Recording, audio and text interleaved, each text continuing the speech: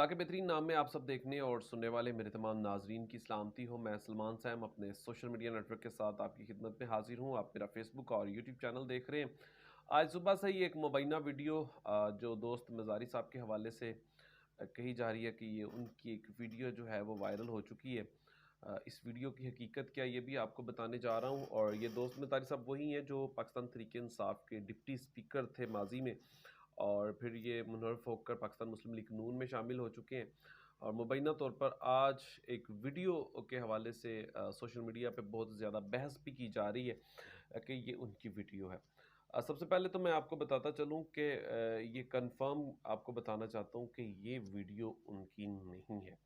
जिस वीडियो को लेके ये बार बार कहा जा रहा है कि ये दोस्त मज़ारी साहब की वीडियो है, मुबैना वीडियो, जो बार बार उनका नाम लेकर सोशल मीडिया पे भी एक बहस का आगाज़ हो चुका है और उसके ऊपर एक दूसरे को वो वीडियो भेजी भी जा रही है।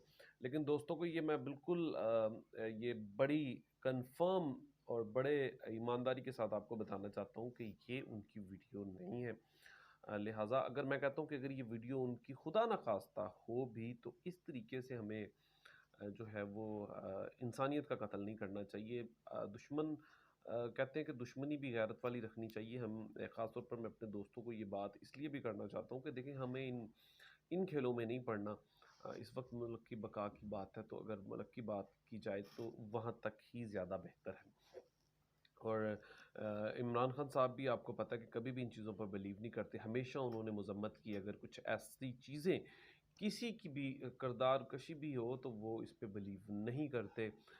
उनके लोगों की जानब से परवेज़ रशीद साहब के साथ जो कुछ हुआ, इसके ऊपर भी उनकी जानब से मजम्मत की गई कि देखिए ये खेल किस तरफ चल पड़ा है।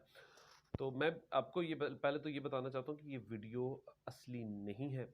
ये दोस्त मज़ारी साहब की वीडियो नहीं है। मुबैना तौर पर ये फ़ेक न्यूज़ बार-बार गर्दिश कर रही है।